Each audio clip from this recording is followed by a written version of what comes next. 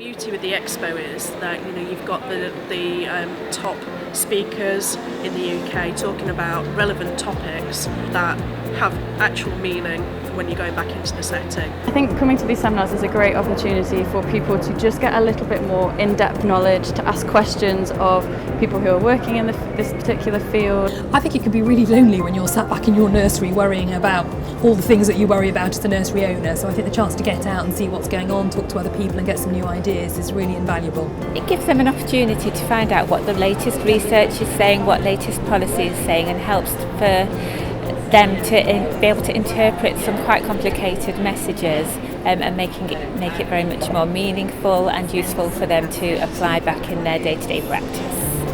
It's a great opportunity to educate people and also to have a big impact on a large number of people. So then this information will then get disseminated down to parents and to children, so the impact can be quite big. I became involved in early years at the same time as I had young children myself. Before that, it would not have been a word of passionate that I would have used.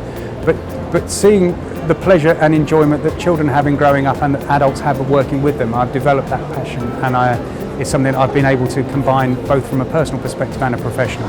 The early years sector is the best place to work.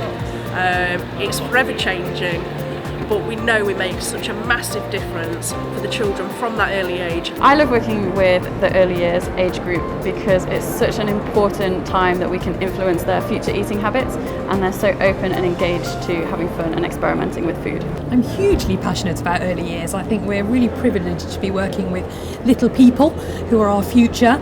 I always say the children are fantastic, the staff are a bit of a pain, and the parents can be a real pain. But we're really lucky, we work in a great sector, and it's always changing, so it's good to come to these things and keep abreast.